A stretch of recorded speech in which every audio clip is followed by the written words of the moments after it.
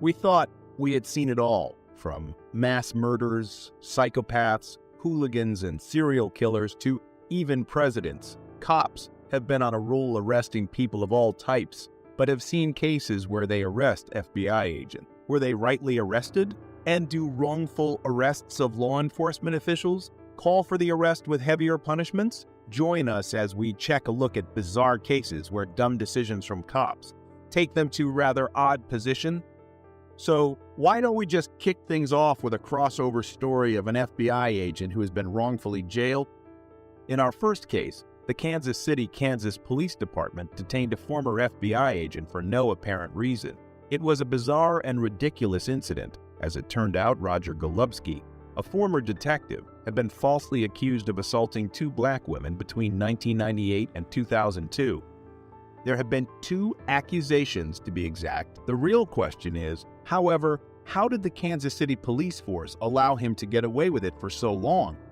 Roger Golubski's unsolved case was discovered by the FBI while it was looking into the Kansas City Police Department's behavior. The former detective had a history of sexually assaulting women over the course of his 35-year career as a police officer and had been trading drugs for information.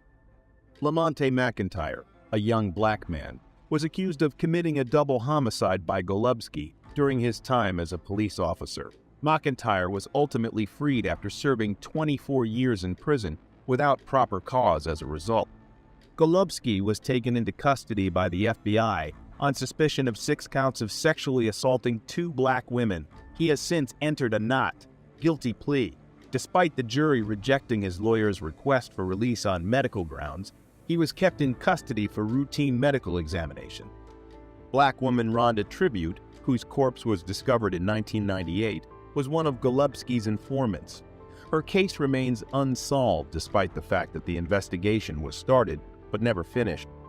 She died, and Golubski's involvement is now being called into question by many people. That is exactly what we are saying. Many civil rights advocates across the nation have praised the arrest of Golubski, but it also raises serious questions about police behavior and the abuse of their authority. According to Tricia Bullnell, the director of the Midwest Innocence Project, a full investigation into the abuses in Wyandotte County and systematic reforms are needed to ensure that no other police officers and public officials can continue to abuse their power. As more of Golubski's crimes were discovered, it became clear that the Kansas City Police Department needed significant restructuring. Several inquiries remain unanswered as a result of the FBI's inquiry into the department. Roger Golubski's arrest was long overdue, but it's worth noting that it was the FBI, not the Kansas City Police, who brought him to justice. Next up, with the arrest of 2 Drug Enforcement Administration officers by the FBI in Nassau County, Florida, the situation has unexpectedly turned around. The DEA, a law enforcement organization renowned for its aggressive efforts to combat the drug trade, has charged 2 officers with drug-related offenses. But the system's level of dysfunction clearly remains unclear. While selling drugs, including cocaine, that had been seized to willing customers, Sergeant James Hickox was captured with his hand in a cookie jar. His greed knew no bounds as he also combined drugs with other substances to make up the weight difference and kept parts for himself. In his bedroom closet, the FBI discovered 3 shoeboxes, each containing $100,000 in cash. They also discovered another $200,000 hidden in his garage. Hickox claimed that he borrowed the funds for his claim by partaking in his gambling habit when asked where the money came from. Hickox's actions have hurt the DEA's reputation and are obviously a breach of his obligations as a law enforcement officer. Joshua Erie, a highway inspector, had been covered in the same drugs that had to be seized, even going so far as to legally approve the prescription of 43 oxycodone pills. He purchased drugs from drug dealers. As if that weren't enough, while under the influence of drugs, he acquired a gun, due to the fact that he was trusted with the law rather than the law itself. Erie's actions were not only wrong, but also dangerous.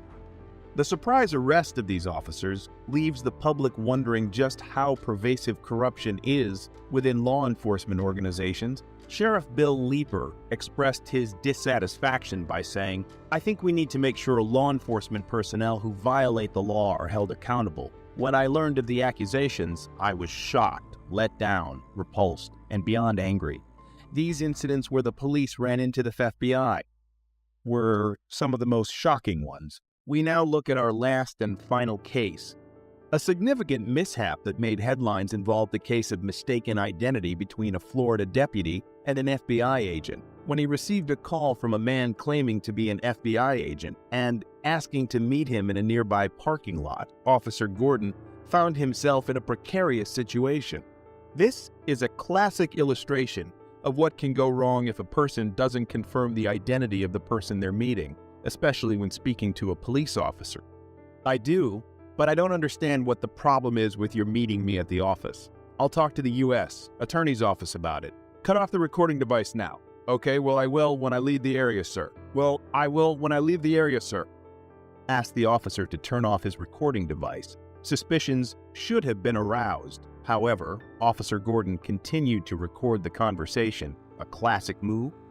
This was a wise decision as well, because it provided proof of what had happened, which, as you can probably guess, didn't turn out too well for Officer Gordon.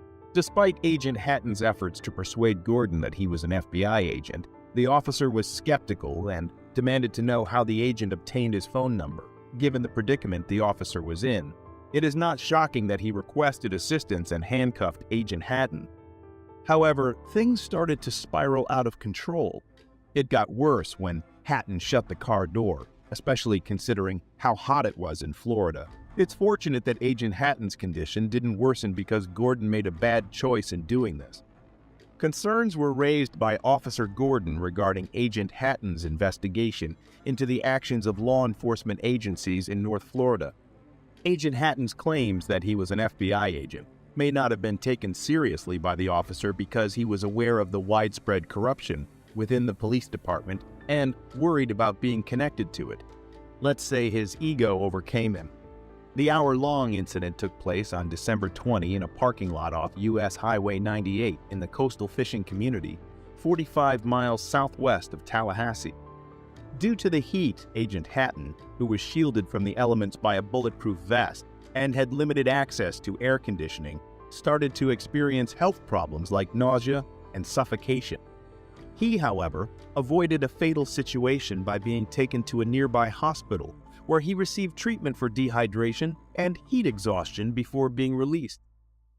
What do you think of our list? Do you think there are more corrupt officials out there? Sound off in the comments below. And while you are at it, make sure to hit subscribe and leave a like for more such content. Thanks for watching. Why are you taking this off? Fine!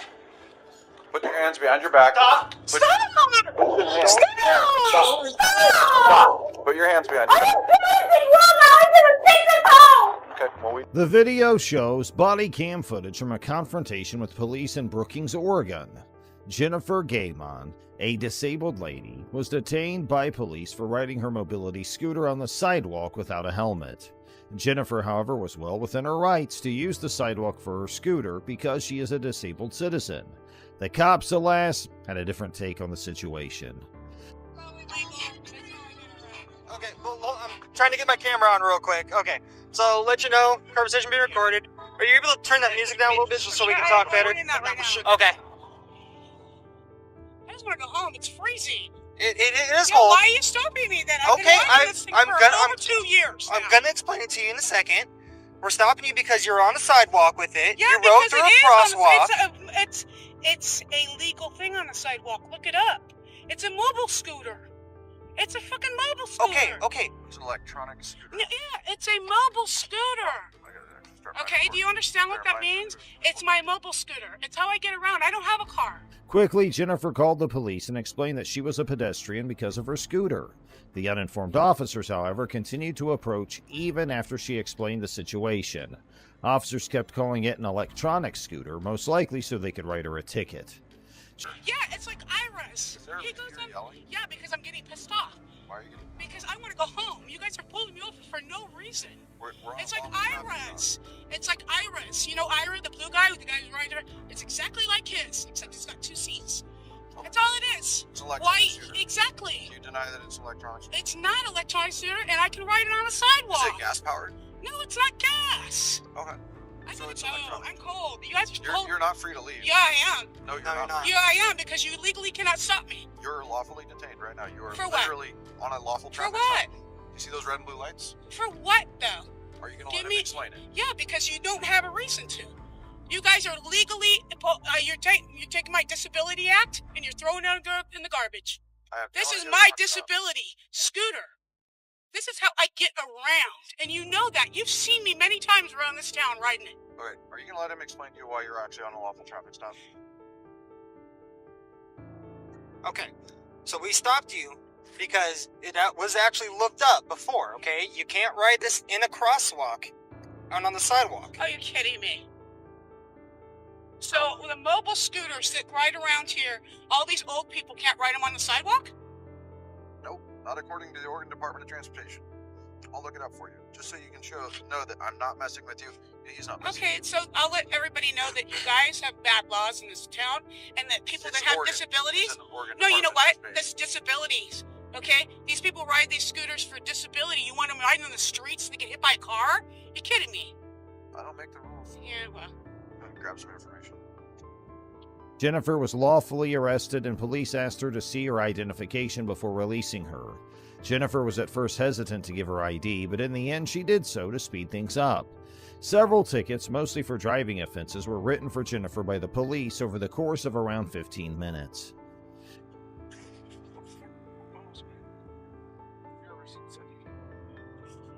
No, I know. I've had a citation. Thank you. No, I don't need your job. No, you're not doing your job. No. You're not going to be protecting because listen, those people are trying to issue a citation right now. Okay, come on, hurry up. Which is actually causing me to pay more attention to Hurry up. your aggressiveness, which is Hurry the kind of fuck preventing me from doing my Yeah, job. So I'm trying to reach and grab something out of my hand. You're going to jail. up. You understand that? Hurry the fuck up. That was your point. 4 days to be in the block. Yeah, of course it did. The 6th of December. Yes. I'll double check just to make sure since it didn't bleed through. Jennifer was followed by the police all the way to her house, where they remained stationed the entire time. Jennifer was forcefully arrested after police arrived at her garage and filed charges of disorderly behavior and eluding arrest.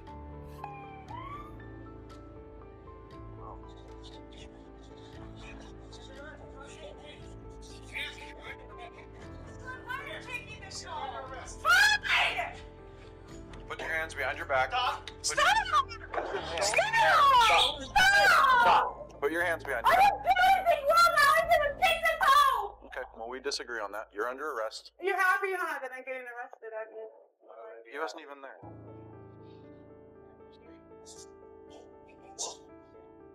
I'm getting arrested Two, because six, so, five, and this is a mobile 216, scooter. I've been riding this around town for years, and you guys know it. Jennifer was shockingly found guilty on the felony counts and given a 5-day jail term and an 18-month probation period at first. Jennifer, however, decided to launch a lawsuit against the city of Brookings and appeal her conviction on the grounds that she had been wrongfully imprisoned and that her rights under the Disability Act had been infringed upon. The judge sided with Jennifer this time. Her conviction was overturned, and she received a $500,000 payout from the city of Brookings. Now let's move on to our next video. In this video, an unidentified neighbor calls the police to report a domestic disturbance, and the officer's response is caught on camera. The caller said that their 87-year-old mother is being verbally abused, so the police were sent to the scene. However, the reality of the issue turned out to be more nuanced and complex than had been anticipated. Your mother. Do you believe, I have after seen your hearing mother. my mother, I that heard- she is in danger? I heard arguing, and I need to make sure everybody's okay inside the house. What did you hear? What was said? I just heard yelling. I couldn't hear You what just that heard said. yelling, and did I not explain to the yelling? Did she not explain to you the yelling? She told you Need to she's make sure fine. okay. She's sitting on the toilet, and you have to go and see her. I do, yes. The police arrested the man who we'll call Papa Meatball outside the residence. They told him that he had to see proof that someone else was there. The neighbor walks up to the conflict and gives a very brash but honest justification. When there is a domestic disturbance, the patrol supervisor is the first person to be absent from the response. Any officer, regardless of jurisdiction, who responds to a domestic violence call involving another officer. Right. Go get somebody now. 1K32 phone. Can you start get a check on our female? We'll have an ambulance come. You'll have the ambulance come in and look at her too. The ambulance will be here as well. Right. And you're going to pay for it. Okay. That's not necessarily what's going to happen. Well, I'm not paying for nothing. My mom's not paying for nothing because you are forcing this upon us. This intrusion is so fucking unnecessary. You have no idea how hard it is to take care of old people. I'm sure it's extremely difficult. But I just have a responsibility to make sure everybody's okay, and that's why I'm here. You don't have the responsibility. A medical person has the I responsibility. have to ensure that there's nothing. Is required by the model policy on police officer domestic abuse to immediately request the presence of a supervisor from the responding agency. The policy stresses the difficulty that the responding officer faces if left to respond alone or with police of the same or lower rank as a suspect officer. This problem is easily solved by the arrival of a superior commander. Both cops involved in this event were patrol officers and not supervisors. I'm a caretaker. My mom is 87 years old and she's deaf. And I have to yell at her when she's in the shower to get her to hear my instructions. So the neighbors called the police on me because they think I'm screaming and damaging my mom. And they won't take my word for it. I opened the door. They asked my mom if she's fine. She said, yes, I'm freezing because I'm naked on the toilet. Yet they won't take her word for it either. And I'm not about to let a cop in my house to see my naked mother. Do you understand what's going on here now? Have I explained myself? At the same time, they asked if they might come in and see how Mom was doing, but Papa Meatball said no. If permission is granted, the police can enter and search the property in question as part of the standard routine for police responses. Police must independently verify the presence of bruises and other signs of physical altercation in order to establish probable cause. As the supervisor is being briefed on the issue, he learns that his 59-year-old paraplegic brother also lives at the residence. It's now obvious that shouting alone isn't enough to warrant an arrest. As a result, the police have no grounds to interfere or resort to physical force. Medical personnel arrive shortly after, and the supervisor lets them in to check on her mother. He briefs them before the examination so that they may better understand what they're looking at. Rolo! I only need one of you. Rolo, in the house. Yeah. Papa Meatball's tone of seriousness and irony in evaluating the cops is hard to argue with because he seemed to be correct. We believe the police should have let the caretaker dress his 87-year-old mother before taking her away from him.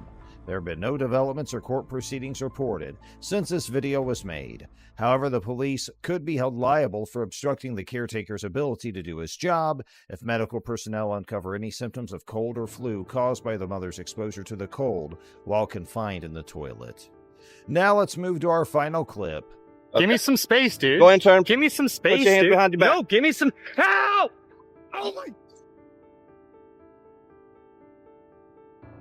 YouTuber and First Amendment auditor Joshua Roberts set out to investigate the public spaces near Dove Technologies in Florence on September 9th, 2022.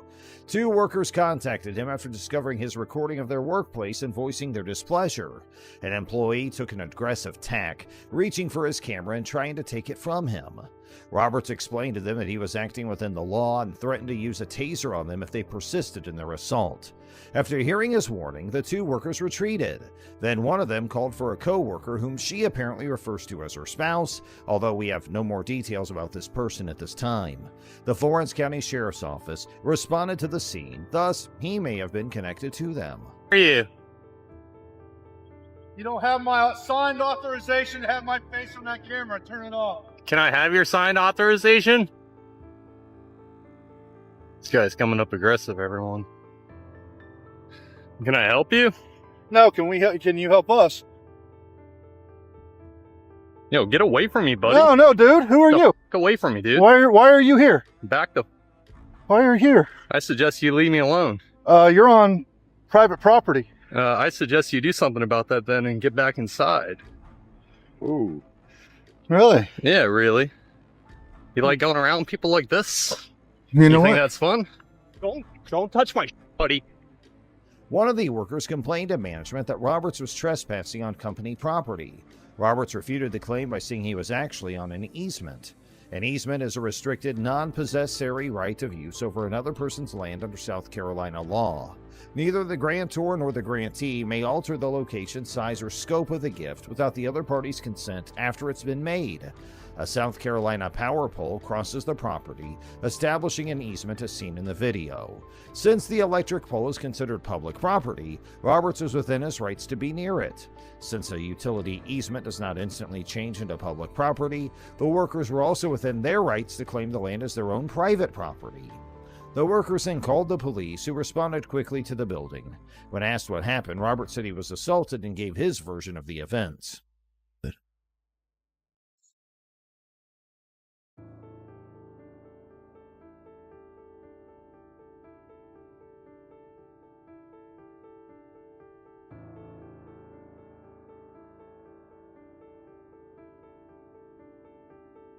What's going on, bud?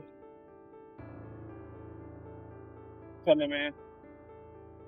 Oh, nothing. Just getting assaulted out here. That's about it. Getting assaulted. Yeah, by one of their workers. What happened? I was just out here taking some pictures, and one of the guys came out here saying he didn't want to be filmed, and he ran up to me, started circling me, grabbed my camera, started pushing up on me. A third-degree assault and battery is defined in Section 16-3600, subsection E1 of the South Carolina Code of Laws as any unlawful effort to injure another person with the current ability to do so. Willfully and deliberately destroying any type or class of personal property or another person's goods and channels is also prohibited by Section 16-11-510. Possible violations of these two laws included the employee's hostile attitude, and one of them attempting to take Robert's camera, potentially with a purpose to destroy it. At some point, one of the officers started talking to the workers while the other kept talking to Roberts. It's important to point out that Roberts acted in a provocative manner the entire time they spoke. The presence of First Amendment auditors and their predisposition to be provocative has long been acknowledged by the Municipal Association of South Carolina.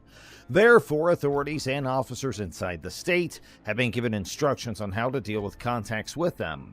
The first three cops tried to handle the situation professionally, despite Roberts' provocative behavior. When Sergeant Paul Morrison joined the others, though, things began to change. Morrison claimed that he routinely kept this close proximity when interrogating a suspect, and he did so while talking to Roberts. Morrison tackled Roberts to the ground and tried to damage his camera by stomping on it without giving him any advance warning that he might be arrested. Roberts revealed video from the body camera purportedly showing Sergeant Morrison attempting to erase footage. Frustrated, Roberts said, "That's why I was trying to show him when he was all throwing me on the ground, and I'm like, at least turn off the camera." Sergeant Morrison may have attempted to alter or destroy proof of his wrongdoing. Roberts was successful in retrieving all of his videos. As a result, an internal affairs investigation was launched when he lodged a written complaint against the officer. Sergeant Morrison was forced to resign as a result of the investigation. In a statement released after the event, Sheriff T.J. Joy Lehner said that Sergeant Morrison had broken several policies. The Florence County Sheriff's Office has decided to let Sergeant Morrison go as a result. The First Amendment rights of residents and tourists of Florence County were underlined by Sheriff Lehner. The 12th Century Solicitor's Office is now in charge of the case.